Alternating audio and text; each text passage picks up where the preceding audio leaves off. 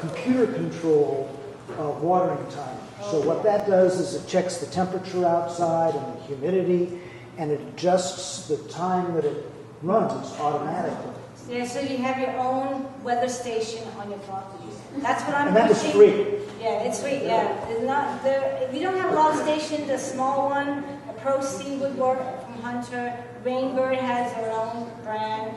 There's different kinds of brand, different technologies. You have to research it, and it's great. There's one that does weather tech, which is taking off historical data, as well as they have weather stations at Stanford and other areas, but it's like maybe 100 miles from your home. It may rain there, it may not rain at your place. So I always like to have on-site weather stations, and they're not expensive at all. Yeah. So I'm trying to encourage all my clients to go towards that technology. I'm not running around turning off the irrigation, turning on the irrigation, changing it. So it saves me time. I charge $75 an hour till 12 o'clock. So it pays. That's what I tell my clients. So how much water do you want to water? How much do you water? So for newer starts, for new plants, it takes two good rain seasons to establish them. I was very lucky 2 years ago that it took only one rainy season. We had a lot of rain, and the plants just established that spring. And but you want to be careful about not watering through the summer in the first 2 years. You want to make sure it thrives. And the watering practice is, again, watering early in the morning. About the watering time, why we have it at night is disease problems, and they don't like hot weather with moisture. Also, you're not fighting the water pressure that when people wake up, take showers. At night, you're washing dishes, there's water pressures around the city. So you want to water when there's maximum water pressure when everybody goes to sleep. So that's the best time. Water starting at 7:30, the shower's on, people are cooking the breakfast. There's no point. And then you want to, let's see. So in the winter, if we ever get another drought, we may need to do supplemental watering in the winter. It just depends on how much rainfall we get. So it's by being in tune with Mother Nature, you understand and see. Plants will tell you, if they're starting to droop and looking sad, you need to give them some water. If you overwater them, they'll also tell you they're not liking it, and they'll start to look. They have the same symptoms of not having enough water, but if they don't have enough water, the dry leaves are crispy. So if they got too much water, they're brown, but they're soft. So that's how you distinguish not enough water from having too much water. So water in the morning, deep soaking but not drowning. And you want to dry out in between the water. You don't want to, some of the plants need good drainage, and so you need to have some time between the water. Riparians, you keep them moist. They don't mind standing water, sitting water.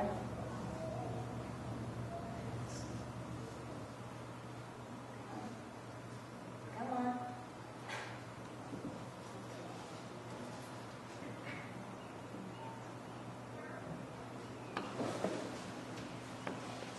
Okay, so are there any questions about planting, irrigation? Yes? In regards to clay soil and adding rock to it, if you look up plants, you'll find that there's a lot of plants that they don't recommend for clay soil.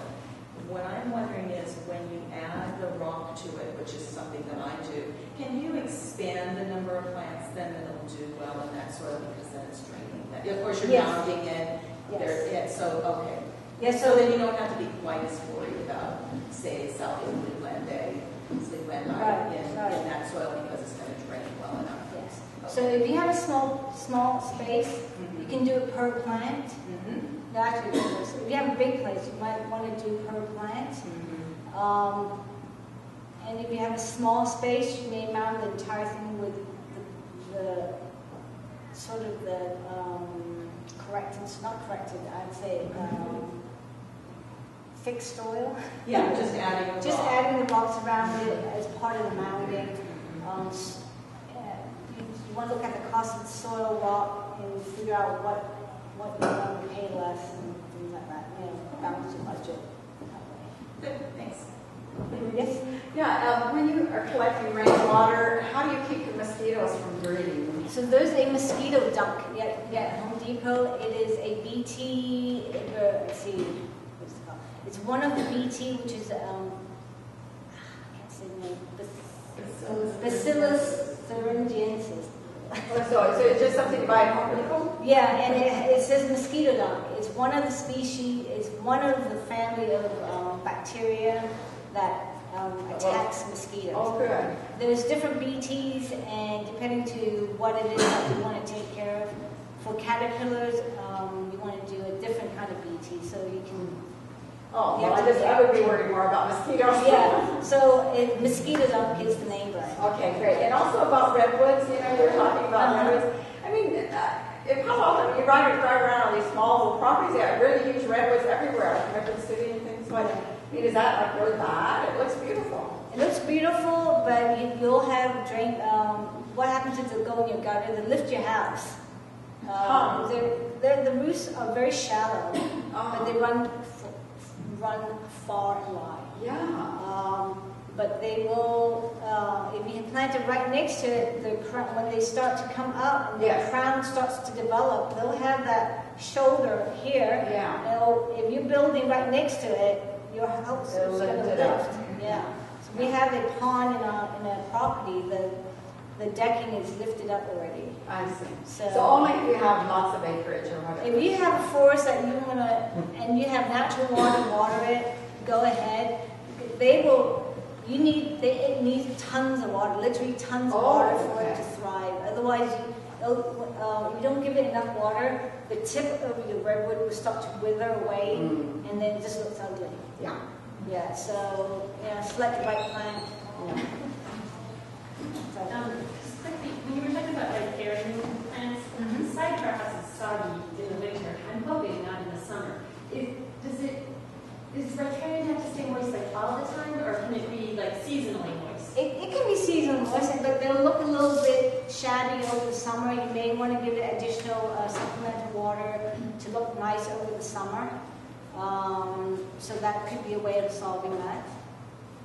Where it's moist, I get those snails. How do you get rid of them? There's a organic product called Sluggo. It's iron phosphate. But there's somebody saying that the inner material that's in it may not be organic or may not be as friendly as it is. But it is kid and pet friendly. Eggshells work? Eggshells, they say it works. You could try that. They say beer, you get a shell of a dish with beer, you can drunk. Some of that's Harvesting them early in the morning with a plastic bag is really good.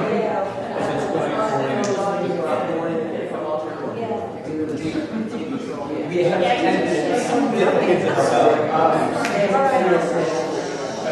So I'll go to plant selection. So for beginners, plant selection, you want to start with easy plants. So the easy plants I recommend are your annuals. And some of the cloquias, you may get them in seed packets from Larner Seed. These are some of the pictures I took out on my trips. So there are different varieties of cloquias. Baby blue eyes. This is taken out in somewhere near Chorizo Plain. Shell Creek. There we go. Yep. Tiny tips. They're easy. Poppies are easy. They can be so invasive as well, and you might regret putting them in. Chia. She is good. The seeds are edible, I believe. I hear people who say it's medicinal. They're lovely. They're very prickly to touch. And then we have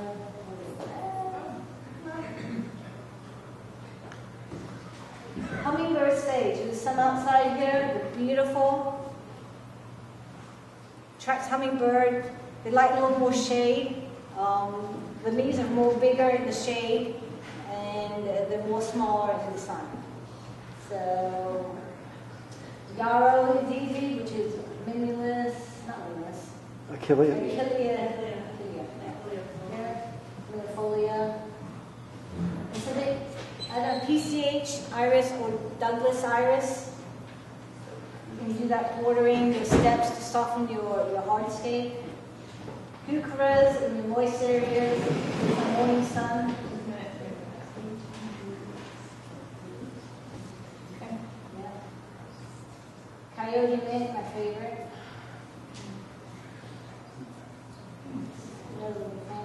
Sticky monkey flower. So your sticky monkey flower will look better in shade, with some afternoon shade, because they'll fry and they'll go dormant in the summer if they're out in the hottest part of the day. Picture sage is another favorite of mine. Little flowers, another hummingbird plant. Lupins, different kinds of lupins.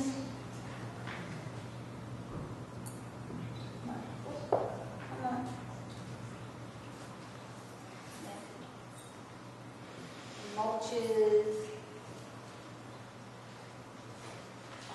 So we have different kinds of mulches here. So the trees and shrubs,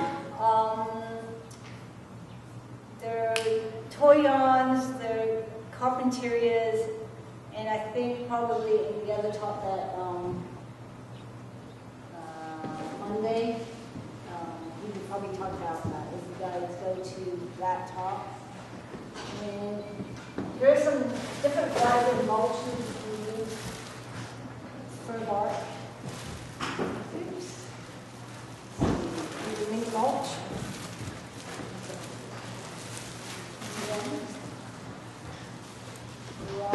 What is it?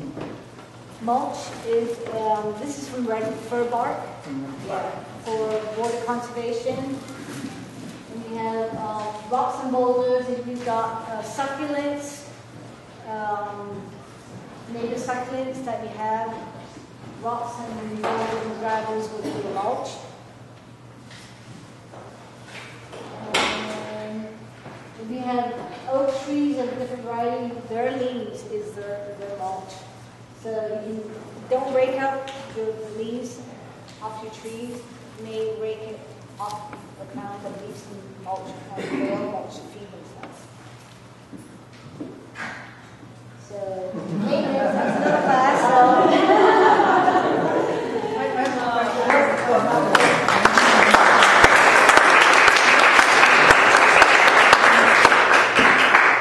We have time for a few questions and a final announcement. Go ahead. I have a question. Oak leaves, are they a good mulch for things other than oak trees? If it's in the same community, the irises would be okay. Things that are growing under oak trees, not much, but the irises can do that. Hummingbird Toyons, sage. Hummingbird sage could do that. Yeah. Yeah. And I am finding out that redwood leaves may not work for manzanitas. I'm looking at a site that's having problems with that because of the acidity of the mulch. Some plants need different acidity, so we're looking at that. And how about cedar mulch? Is that pretty universal? I have a bunch of shredded cedar mulch. Yeah. Anything to help suppress weed and maintain water is good. You know, do you have good luck with composting oak leaves Oh, and yeah. then using elsewhere other than Yeah, good. unless Yeah. they're composted? Yeah, once you're composting, that kind of helps. Yeah. But only because it doesn't want to break down very well. Yeah, if you leave it on top, there are different visual effects for that. So some people like to have that slow